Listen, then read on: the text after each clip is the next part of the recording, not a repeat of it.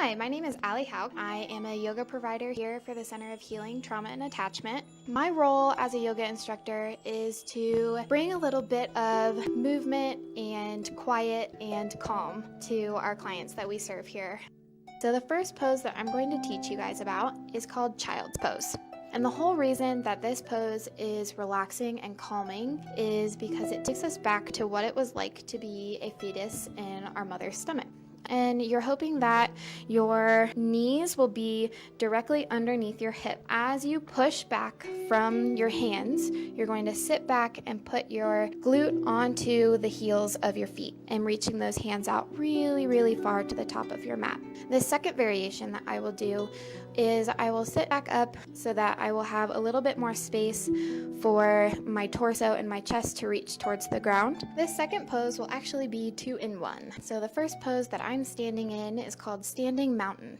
While you're here, just standing as you normally would, I want you to focus on finding your center, trying to make sure that your feet are on the ground. Next, as you shift your weight over to one foot, you're going to go into the most basic form of tree pose. And so that is the one where we have our toes still on the ground and our foot is just propped up on our ankle. Here is where we begin to grow those roots into the ground. So really focusing on that triangle, on that standing foot. And then when you're ready and you feel like you have the balance, you're going to lift that foot to wherever you can place it. So this third pose that I'm going to teach you about is called Sphinx pose. These are both called heart openers.